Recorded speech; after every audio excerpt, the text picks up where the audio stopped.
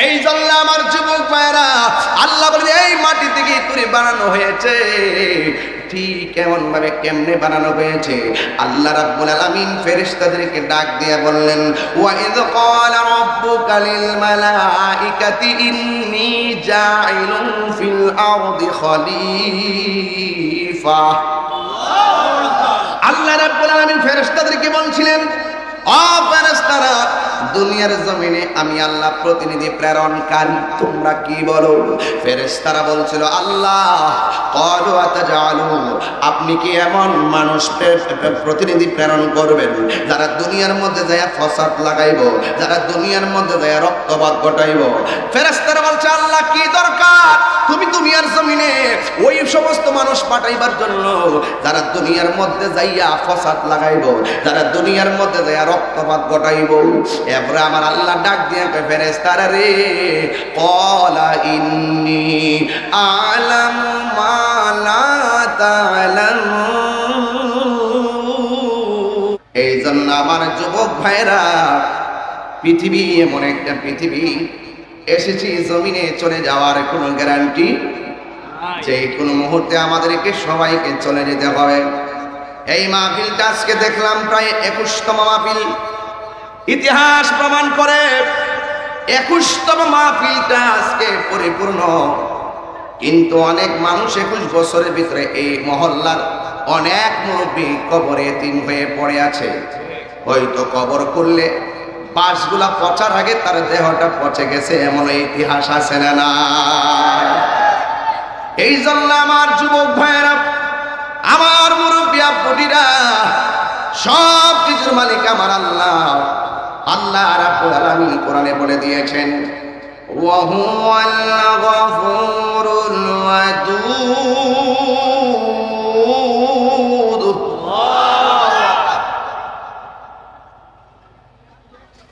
ওয়া হুয়াল গফুরুল ওয়াদুদ যুল আরশিল মাজিদ।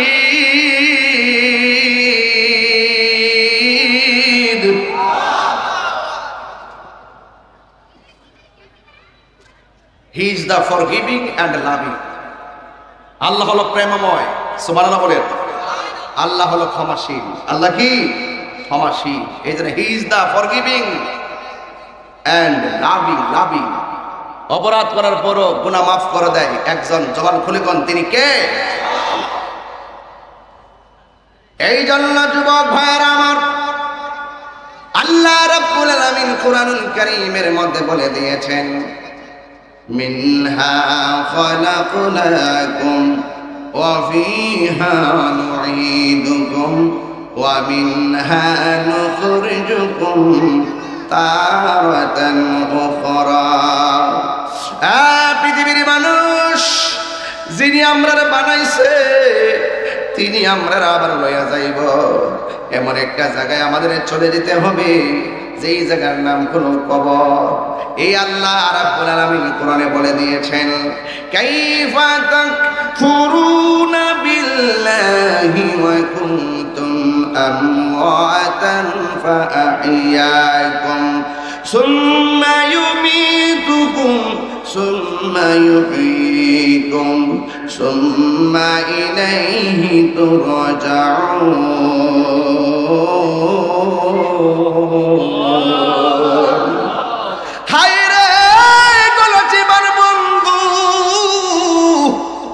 তুমি এমপি হয়েছো, মন্ত্রী হয়েছো, ওসি হয়েছো, ডিসি হয়েছো, বক্তা হয়েছো, পিসাব হয়েছো, ইতিহাস প্রমাণ করে, দলিল প্রমাণ করে তুমি ছিলা মুর্দা। আমার আল্লাহ তোমার এই মুর্দা দেহের ভিতরে দেহ ঢুকাইয়া দিয়েছে বলেই জবান দিয়ে কথা আসে। একদিন যখন দেহের ভিতর থেকে প্রাণ পাখি চলে যাবে, হাতও লড়বে না, পাও লড়বে না, জবানও লড়বে না। কথা বলেন বাবা, ঠিক কিনা? এই জন্য আমার আল্লাহ রাব্বুল আলামিন আমাদের ভিতরে রূহ দিয়েছেন। রূহ দেওয়ার পরে দুনিয়ার ভিতরে আমি এসেছি, আসার পরে এক একজন টিনের ঘরের মালিক হয়ে গেলেন। কেউ আমার পাশে আছে 10 তালা বিল্ডিং, কত 1 2 3 কতজন বলতে না, 7 তালা, কত টাকা? 6 তালা। হ্যাঁ, মানে বাড়ির নিচে আসেনি? 6 তলা বিল্ডিং। এই 6 তলা বিল্ডিং, আমার তো 6 তলা না, এই জন্য বুঝি না আর কি। 6 তলা বিল্ডিং আমার ডান পাশে, বাম পাশে মনে হয় 6 তলা। এটা এর বেশি বলে পারমিশন দেন রে, মনে ঘটনাটা এই 7 তলা না, 7 তলা 6 তলা দেখা যাইতেছে মাশাআল্লাহ। এই 7 তলা বিল্ডিং এর মালিক বলতেছে আল্লাহ আমারে 7 তলা মালিক বানাইছে। আবার কেউ টিনের ঘরের মালিক হয়ে বলতেছে আল্লাহ আমারে টিনের ঘরের মালিক বানাইছে। আবার কেউ 10 কোটি টাকার মালিক হয়ে আমারে 10 কোটি টাকার মালিক বানাইছে। আবার কেউ 1 লক্ষ টাকার মালিক হয়ে কয় আমার আল্লাহ 1 লক্ষ টাকার মালিক বানাইছে। কেউ ফুলাও কুরমা খায়া কয় আমি ফুলাও কর্মা খাওয়ার তৌফিক দিয়েছে। কেউ শুটকির ভর্তা খায়া বলে আমি শুটকির ভর্তা খাইয়ে চলতেছি। যার যেটা আছে সেটা নিয়ে এসে আল্লাহর শুকরিয়া আদায় করতেছে। এই জন্য আমি বলবো 7 তলা বিল্ডিং এর পাশে দাঁড়াইয়া 7 তলা বিল্ডিং দিয়ে প্রাউড ফিল কইরো না, আর 7 তলার মালিককে খুঁজে বের করো। যদি প্রশ্ন করে এই জায়গার মালিক কেডা, কই আমার বড় বাপে। এই জায়গায় বিল্ডিং তুলছে কেডায়, কই আমার দাদা। এখন বিল্ডিং এ থাকে কেডায়, কই আমার বাবা। এরপরে প্রশ্ন করবেন আপনার বড় বাপ কোথায়, ভাই বড় বাপ তো দুনিয়া ছেড়ে চলে গেছে। এই জন্য বিল্ডিং এর পাশে দাঁড়াইয়া আনন্দ না কইরা আর ওই লোকটার কবরের পাশে যাইয়া চিন্তা করবেন আর বলবেন আমার বড় বাপের আসল জায়গাটা যে ঘর, আসলে কোটিপতির ঘরটা যে ঘর হবে, রাস্তার রিক্সাওয়ালার ঘর সেই ঘর হবে। জবানটা খুলে কোন সেই ঘরের নাম কি? তাইলে আপনি বিলিয়ন মিলিয়ন ট্রিলিয়ন আবার রাস্তার ফকির হন না কেন, সবার একটা ঘর, যেই ঘরটা হলো মাটির ঘর। আল্লাহ বলে আমি আল্লাহ একটা থাবা মাইরা তোর সব কিছু শেষ করে দিমু, সব কিছু শেষ করে দিমু। সব যখন শেষ করে দিবে, অনেকে মনে করে মরে গেলে সব শেষ। আমি বলি মরে গেলে সব শেষ না, মরে গেলে শুধুমাত্র শুরু। কারণ এই দুনিয়ার জীবন পাওয়ার পরে মরণ হবে একবার, জীবন হবে বারবার। কবরে যাওয়ার পরে কিন্তু আল্লাহ আমরারে জীবনটা টিকে দিয়া দিবে। জীবন দেওয়ার পরে আর মরণ হবে না। এই জন্য আল্লাহ কাইফা আহিয়াকুম, অতঃপর আমি আল্লাহ তোমাদেরকে জীবন দিব। জীবন দেওয়ার পরে আমরা কোথায় যাব জানেন নি? আল্লাহ কয় সুম্মা ইলাইহি তুরজাউন, আমি আল্লাহ তোরে বানাইছি, আমি আল্লাহর দিকেই তোকে ফিরে আসতে হবে। এর দ্বারা প্রমাণ হয়ে গেল বাহাদুরি করার জায়গা দুনিয়াতে নাই। কথা বলেন ঠিক কিনা? এ দুনিয়া ছেড়ে চলে যাব একদিন। সবাই এ দুনিয়া চলে যাব একদিন, মায়ারি বাঁধন ভেঙে যাবে একদিন। আসব না আমি আর এ ভুবনে কোনো দিন, আসব না আমি আর এ ভুবনে কোনো দিন। এ দুনিয়া ছেড়ে চলে যাব একদিন, মায়ারি বাঁধন ভেঙে যাবে একদিন। এই যে বাড়ি গাড়ি ক্ষমতা সবই চলে যাব আমি, পরে রবে সবই। এই যে বাড়ি গাড়ি ক্ষমতা সবই চলে যাব আমি, পরে রবে সবই। দুনিয়ার মায়া সব দুনিয়ার চলে যাবে একদিন, এ দুনিয়া ছেড়ে চলে যাব একদিন। এ দুনিয়া ছেড়ে চলে যাব একদিন, মায়ারি বাঁধন ভেঙে যাবে একদিন। আসব না আমি আর এ ভুবনে কোনো দিন, আসব না আমি আর এ ভুবনে কোনো দিন। এ দুনিয়া ছেড়ে চলে যায়, সবাই কন্যা এ দুনিয়া চলে যাব একদিন, এ এ দুনিয়া ছেড়ে চলে যাব একদিন, একটা জবান বন্ধ রাখবেন না, চিৎকার মেরে বলবো সুবহানাল্লাহ। হায় রে বন্ধু, মওত কাসিন কুল্লু নাসিন শারিবুন, কবর বাইতিন কুল্লু নাসিন দাখিলুন। যাইতেই হবে কবরে। এই জন্য আমি আয়াতটা পড়েছি, আমার দিলটা নরম হয়ে গেছে রে বাজান। কারণ এই দুনিয়া ছেড়ে আমাকে চিরদিনের জন্য চলে যেতে হবে। আমি চলে গেলে 3 দিন ফেসবুকটা গরম থাকবে। তাহিরি নাই ইন্না লিল্লাহ বলে ফেসবুকটা গরম হয়ে যাবে, কিন্তু মানুষের ফেসবুকের পাতা দেখবে। কিন্তু আমি মরে যাওয়ার পরে কবরে সুখী কিনা দুঃখে আছি এটা জানার ক্ষমতা পৃথিবীর কাহারও নাই। কথা বলেন ঠিক কিনা? এই জন্য যুবক ভাইরা আমার, মরার পরে কিছু নাই, মরার পরে শুধু হবে হিসাব আর হিসাব। দুনিয়াতে ভালো কাজ করলে ভালোটা পাবে কবরে, মন্দ কাজ করলে মন্দটা পাবে কবরে। এই জন্য আমার যুবক ভাইরা, যদি আল্লাহকে না চিনো, নবীকে না চিনো, তাদের ব্যাপারে আল্লাহ কোরআনে বলেছেন ইন্নাল ইনসানা লাফি খুসর, নিশ্চয়ই মানুষ ক্ষতিগ্রস্ত। আল্লাহর বিধান না মানলে ক্ষতিগ্রস্ত, নবীর কথা না শুনলে ক্ষতিগ্রস্ত। তবে দুইটা কোয়ালিটি, দুইটা গুণ যেই মানুষের মাঝে থাকবে, দুইটা কোয়ালিটি যেই মানুষের মাঝে থাকবে, এই মানুষটা জান্নাতি জান্নাতি জান্নাতি। এখন বলবেন তাহিরি হুজুর, দুইটা কোয়ালিটি কি?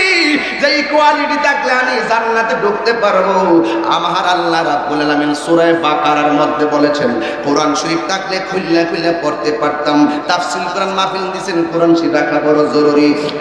যুবক ভাইরা আমার, ও মুরব্বি, ও যুবক ভাইরা আমার, অনুরোধ করে বলবো, অনুরোধ করে বলবো, আল্লাহ রাব্বুল আলামিন কোরআনে বলে দিয়েছেন, কি বলে দিয়েছেন শুনে যান। কোন দুইটা কোয়ালিটি থাকলে মাটিও তারে ছুঁইবে না? কোন দুইটা কোয়ালিটি থাকলে দেহটা মাটির মধ্যে পচবে না? কোন দুইটা কোয়ালিটি থাকলে মানুষ বৃষ্টির মতন পুলসিরাত পার হয়ে যাবে? কোন দুইটা কোয়ালিটি থাকলে হাউজে কাউসারে পানি পান করতে পারবে? কোন দুইটা কোয়ালিটি থাকলে আমার নবীর সঙ্গে জান্নাতে যাইতে পারবো? এইগুলো সম্পর্কে আল্লাহ আগাম বলে দিয়েছেন।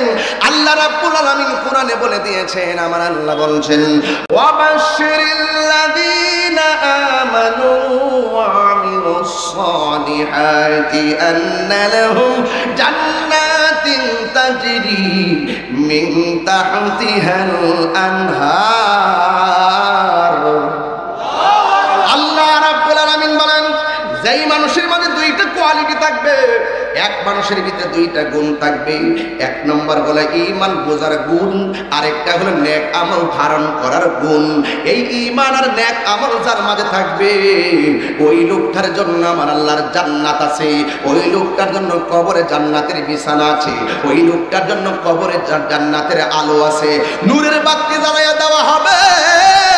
এই জন্য দুনিয়াতে তাইকা দান্দাবাজি কইরা, সিটারগিরি কইরা, বাটফারি কইরা, মুনাফিকি কইরা, গীবত কইরা, মানুষকে হত্যা কইরা, মানুষের বিরুদ্ধে আচরণ কইরা, মানুষকে ঠকায়া, জমিনের উপরে মাস্তানি কইরা, জমিনের উপরে 2 নম্বরই কইরা, জমিনের উপরে নবীর বিরুদ্ধে কথা বইলা, জমিনের উপরে আল্লাহর বিরুদ্ধে কথা বইলা, জমিনের উপরে কোরআনের বিরুদ্ধে কথা বইলা, কেমনে আশা করো জমিনের নিচে যাইয়া তুমি বেহেশতের বিছানা পাইবা?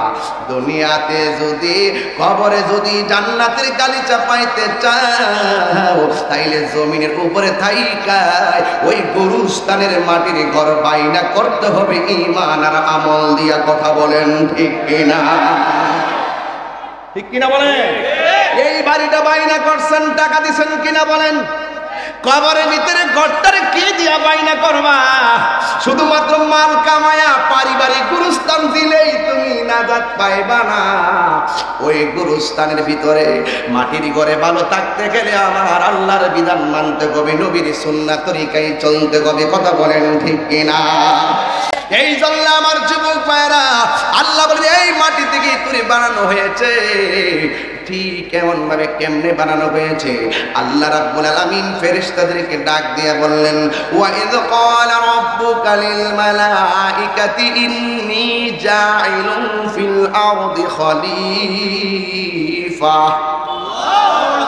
আল্লাহ রাব্বুল আলামিন ফেরেশতাদেরকে বলছিলেন ও ফেরেশতারা দুনিয়ার জমিনে আমি আল্লাহ প্রতিনিধি প্রেরণকারী তোমরা কি বলো ফেরেশতারা বলছিল আল্লাহ ক্বালু আতাজালু আপনি কি এমন মানুষ প্রতিনিধি প্রেরণ করবেন যারা দুনিয়ার মধ্যে যায় ফসাদ লাগাইবো যারা দুনিয়ার মধ্যে যায় রক্তপাত ঘটাইবো ফেরেশতারা বলছে আল্লাহ কি দরকার তুমি দুনিয়ার জমিনে ওই সমস্ত মানুষ পাঠাইবার জন্য যারা দুনিয়ার মধ্যে যাইয়া ফসাদ লাগাইবো যারা দুনিয়ার মধ্যে যাইয়া রক্তপাত ঘটাইবো এরপরে আমার আল্লাহ ডাক দিয়ে ফেরেশতারা রে ক্বালা ইন্নী আ'লামু মা লা তা'লামুন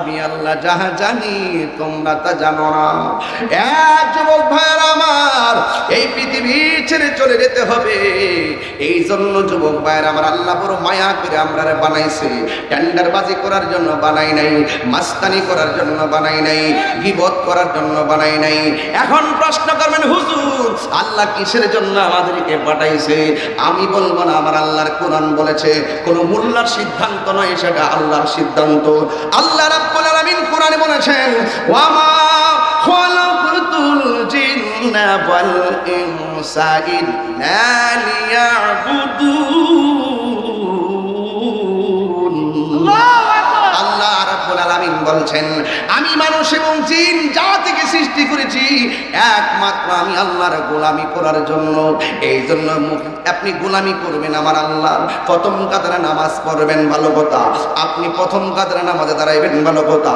কপালের মধ্যে দাগ ফালাইবেন ভালো কথা গিরার মধ্যে এত বড় টুম্বা ফালাইবেন ভালো কথা কর ফালাইবেন ভালো কথা কিন্তু আপনি শুধুমাত্র সাজদা দিলে চলবে না একজনকে খুশি করার জন্য সাজদা দিতে হবে জবানটা খুলে বলেন তিনি কে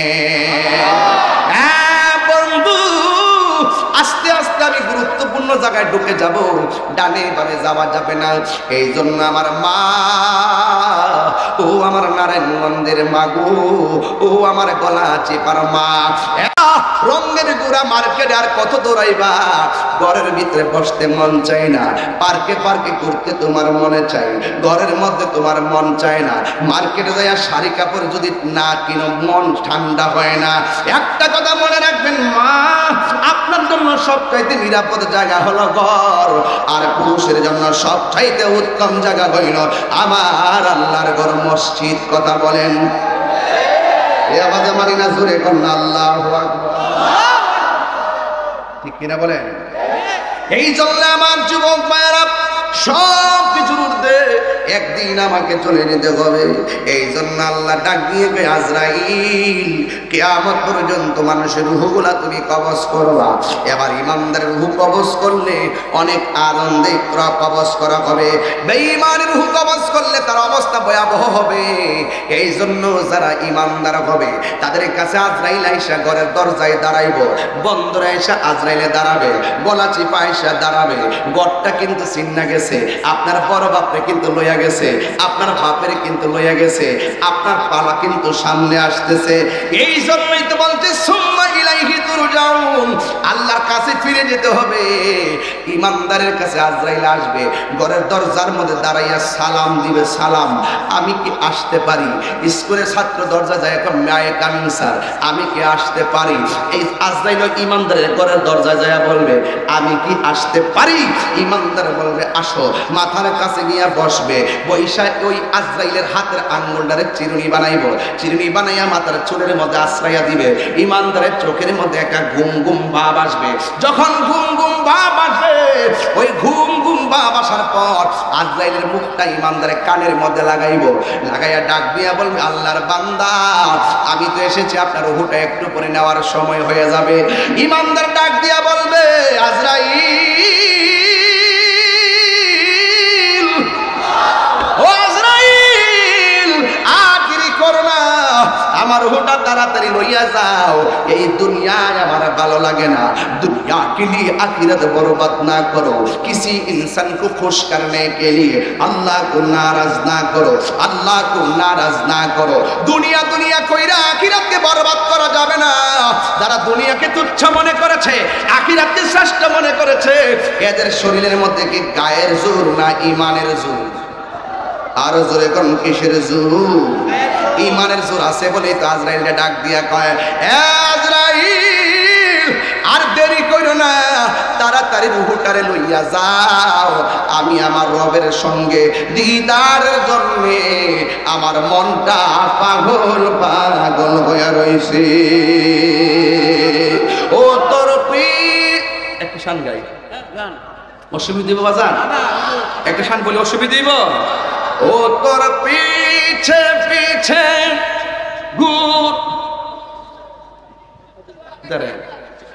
আরে বাইকটা বলতে হবে।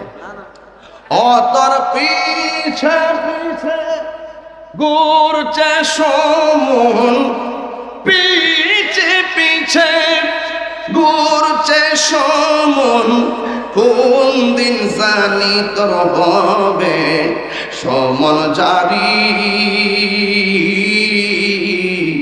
দেখ না মন ঝাঁক মারিয়ে দুনিয়াদারি, দেখ না মন ঝাঁক মারিয়ে দুনিয়াদারি। ভাই বন্ধু আর আপন জোনা,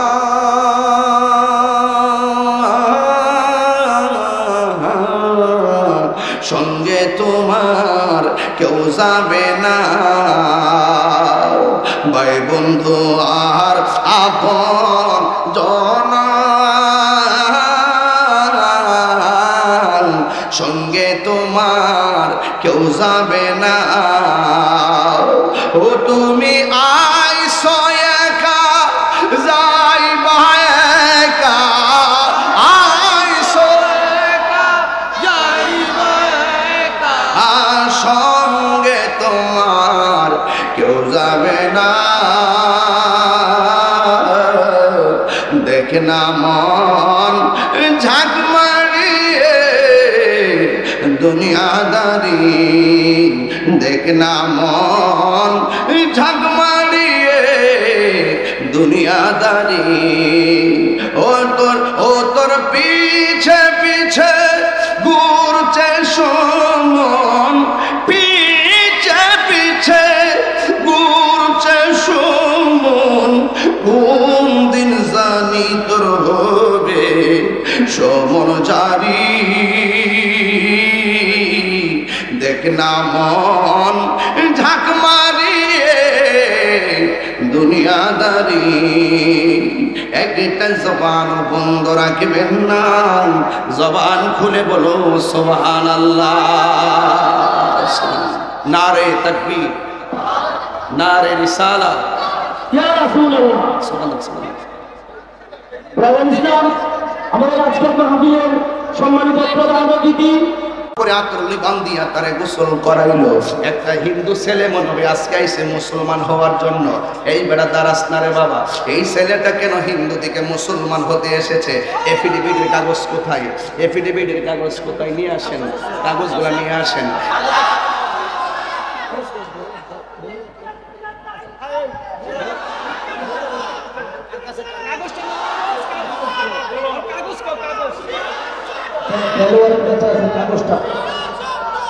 তোমার আগে নাম ছিল কি? জয়।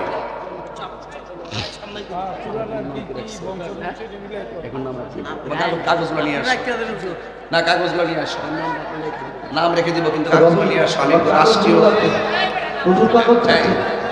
রাষ্ট্রীয় কিছু নিয়ম নীতি আছে, এফিডেভিটের কাগজটা নিয়ে আসো। এই ছেলেটা হিন্দু থেকে মুসলমান হতে এসেছে। মারহাবা কর না কেন? ইসলামের পরাজয় নাকি জয়? আরো জোরে। এই ছেলেটা মুসলমান হতে এসেছে, আজকে মুসলমান হবে। তার মতন একটা মেয়ে ওই একদিন মুসলমান হলো। জিজ্ঞাসা করা হলো তুমি কেন হিন্দু থেকে মুসলমান হয়েছ? সে বলে আমার চোখের সামনে আমার আব্বার পুরাইছে, আমার আব্বার পাটা এইভাবে সোজা হইয়া গেছে, লাঠি দিয়া বাইরাইয়া বাবার শরীরটারে সোজা করছে। কয়েকদিন পরে আমার আম্মা মারা গেছে। আমার আম্মা বড় পর্দাশীলা ছিল, কিন্তু আমার আম্মা যখন মারা গেছে আগুন লাগার পরে বডির কাপড়টা পরে গেছে, আম্মার বডিটা ওপেন হইয়া গেছে, আমার আম্মার শরীরটা উপরে উঠে গেছে, লাঠি দিয়ে আমার আম্মারে বাইরেছে। আমার বাবার পুরো দেহ দৃশ্য, আমার মার পুরো দৃশ্য আমি দেখছি, দেইকা বুঝতে পেরেছি মুসলমানদের ধর্মের বিদায়ের কত মায়া, মুসলমান ধর্মটা কত মানবতার ধর্ম। আমি বুঝতে পেরেছি একমাত্র ইসলাম ধর্মটাই হলো মানবতার ধর্ম। কথা বলেন ঠিক কিনা? এই মুসলমানরা হাত তুলে বলো ঠিক কিনা? এরপরে ওই মেয়েটা মুসলমান হয়ে গেল। এই ছেলেটাও আজকে ওয়াজের মধ্যে এসেছে, হুজুর আমি মুসলমান হওয়ার জন্য এসেছি। আমরাও তার বুকের মধ্যে জড়াইয়া ধরবো, তার কাগজপত্রগুলো আমার কাছে আসলে আমি কালিমা পড়াইয়া বুকের মধ্যে টেনে নিয়ে সুন্দর একটা নাম দিয়ে দিব। রাজি আছি না? না লইল আতর লোবান, কেহ লইল জল, কেহ লইল বড়ই পাতার নয়ন জলে বুক বাসের কান্দে হাই হাই রে সবাই হায় হায় রে। মা কান্দে, বাবাই কান্দে, কান্দে আপনজন, কান্দিয়া কান্দিয়া জনম বিদায় সবাই দিব রে, কান্দে হাই হায় রে সবাই হায় হায় রে। ও মুসলমান, আল্লাহ কত সুন্দর মায়া করে আমরা কোরআন দিয়েছে, আল্লাহ কত সুন্দর করে আমরা ইসলাম দিয়েছে, আল্লাহ কত মায়া করে আমরা শ্রেষ্ঠ নবী দিয়েছে। আমরা আল্লাহর এক বলে জানি, আমরার মতো ভাগ্যবান আর কেউ আসেনি রে বাজান। আমরা মারা গেলে নাক দিয়া তুলা ঢুকা, নাক দিয়া যেন ভিতরে পানি না ঢোকে, কান দিয়া তুলা ঢুকাই, কান দিয়া যেন পানি না ঢোকে। ঠিক এমন ভাবে ইমানদার সাদা কাপড় দিয়া বাইন্ডিং কইরা জানাজার ময়দান দিকে আদরে করে নিয়ে আদর করে নামাইয়া দিবে, উপর দিক দিয়ে পাশগুলা দিবে, চাটাইগুলা দিবে। যেই আয়াতটা ওয়াদের শুরুতে আমি পড়েছি, মিনহা খালাকনাকুম ওয়া ফিহা নুঈদুকুম ওয়া মিনহা নুখরিজুকুম তাওয়াতান উখরা। এই যে মাটি দিয়ে বানাইছে, ওই মাটির ভিতরে আমাদের আপনাকে চলে যেতে হবে। এই জন্য আমার নবী, আপনার নবী বলেছেন, বেনামাজি হইয়া কবরে গেলে উপায় নাই, নামাজ পড়ো রে হুজুরি কলবে নামাজ পড়ো। বেনামাজি হইয়া কবরে গেলে কোনো উপায় নাই। আল্লাহর হাবিব বলেন, বেনামাজি হইয়া কবরে গেলে তিনটা শাস্তি বড় অবধারিত। এক নম্বর শাস্তি, কবরের মাটিটা তোমারে চিপা মারবে, কবরের মাটিটা তোমারে চাপা মারবে, কবরটা ছোট হয়ে যাবে। এমন ভাবে ছোট হবে, আমার নবী বলে ডান পাশের হাড্ডিটা বাম হাতের হাড্ডির ভিতরে ঢুকে যাবে, বাম হাতের হাড্ডিটা ডান হাতের ভিতরে ঢুকে যাবে। কিন্তু কবরের মানুষটা এমন জোরে চিৎকার মারবে, ওই চিৎকার আওয়াজ যদি দুনিয়ার কোনো মানুষের একটু কানের মধ্যে লাগতো, ওই মানুষটা কানের পর্দা ফাইটা মারা যাইত, রক্তক্ষরণ হইয়া মারা যাইত। আল্লাহর হাবিব বলে, আমি মেরাজে গিয়েছি, কিন্তু যাওয়ার সময় অনেক আযাব আর গজব দেখেছি। আমি দেখছি সবচাইতে বড় কষ্ট হলো কবর আযাব, আর কবর আযাবের মধ্যে সবচাইতে কষ্ট হলো কবরের মাটির চাপা। আল্লাহর হাবিব বলেন, এই কবরের মাটি চাপা মারলে এমন জোরে কান্না করবে, এই দুনিয়ার মানুষ সব কিছুর ভাগ নেয়, কবরের আযাবের ভাগ নিবে না। এই জন্য যুবক হেলাই হেলাই জীবন ধ্বংস করিলেন না। এখন গায়ে জোর আছে, 2 দিন পরে জোর থাকবে না। এখনের সেজদা আর বুড়াকালের সেজদা এক না। সময় থাকতে আপনি নামাজ পড়েন। দেখছেন না কয়েক বছর আগে করোনা হইয়া মসজিদটা তালা লাগিয়া গেছে, ইচ্ছা করলে কিন্তু আপনি যাইতে পারেন নাই। আল্লাহ যেদিন বন্ধ করে দিব চেষ্টা করলেও পারবেন না। এখন একটা সময় আসবে, এখন কোমরটা সুন্দর করে নোয়াইতে পারেন, হাঁটুটা বিছাইতে পারেন। এমন একটা সময় আসবে হাজার চেষ্টা করলেও কোমরটারে সোজা করতে পারবেন না, হাঁটুটারে সুন্দর করে পাটারে বিছাইতে পারবেন না। এই জন্য সময় থাকতে মসজিদে যান, আজান হলে মসজিদে চলে যাবেন, কম্বলটারে লাত্তি মাইরা ফালাইয়া ফজর নামাজের মসজিদে চলে যাবেন। আল্লাহর হাবিব বলেন বেনামাজি হইয়া কবর গেলে কবরের মাটি চাপা মারবে। 2 নম্বর শাস্তি হলো কবরের ভিতরে জাহান্নামের আগুনের উত্তাপ ঢুকিয়ে দেওয়া হবে। এই আগুনটা কেমন জানেননি? দুনিয়ার আগুন যত গরম তার চাইতে 70 গুণ গরম হবে কবরের জাহান্নামের আগুনের হাওয়া। এই আগুন দুনিয়ার মধ্যে আগুন লাগলে ফায়ার সার্ভিসে আগুন নিভাইতে যায়, কিন্তু ঘরের পাশে কবর। এই কবরে বাপটা সুখে কিনা দুঃখে আছে আমি জানি না, আমার ভাইটা সুখে কিনা দুঃখে আছে আমি জানি না, জানি না, জানি না। দুনিয়ার কত মানুষ ঘরের পাশে কবরে শুয়ে রইল, কিন্তু কবরের আগুন নিভাইবার ক্ষমতা আপনারও নাই আমারও নাই। কয়দিন চলবেন আল্লাহ জানে, কয়দিন আমরা আযাবে থাকবো আল্লাহ জানে। আমার নবী বলে 3 নম্বর শাস্তি হলো কবর কাহার জন্য জান্নাতের বাগান হবে, আবার কাহার জন্য জাহান্নামের গর্ত হবে। আমার নবী বলে 3 নম্বর শাস্তি হলো ওই কবরের ভিতরে, ওই কবরের ভিতরে কি দেওয়া হবে জানেন? বিষাক্ত সাপ ঢুকায়া দেওয়া হবে। যেই সাপটার দৈর্ঘ্য হলো 450 কিলোমিটার লম্বা, মাথার চুলগুলা হলো মহিলাদের চুল, গায়ের মধ্যে দুর্গন্ধ, দাঁতগুলা 70 গজ লম্বা। এই সাপটা তোমার কপালে সুবল দিবে না, এই সাপটা তোমার নাভির মধ্যে সুবল দিবে, কারণ নাভির দিক দিয়েই শয়তানটা ভিতরে প্রবেশ করে। আদমরে আল্লাহ বানাইবার সময় আল্লাহ বলছে আদম দেখছে সবাই সেজদা কর, সব ফেরেশতারা সেজদা করছে, একদম সেজদা করে নাই, তার নাম হলো ইবলিস। এরপরে আদম ইবলিস বলছে আমি সেজদা করব না, আমি হইলাম আগুনের তৈরি, আদম হলো মাটির তৈরি, আমি উপরের বেড়া কিল্লেগে ফাওয়ার তলের বেড়ারে সেজদা করব। আপনারা জবান খুলে বলেন হুকুম দিছে কে? আল্লাহ বলছে ওয়া কানা মিনাল কাফিরিন। আল্লাহ কইতে কাফেরদের অন্তর্ভুক্ত হয়ে যা, কাফের হয়ে গেছে, পদস্খলন হয়ে গেছে, অভিশপ্ত হয়ে গেছে।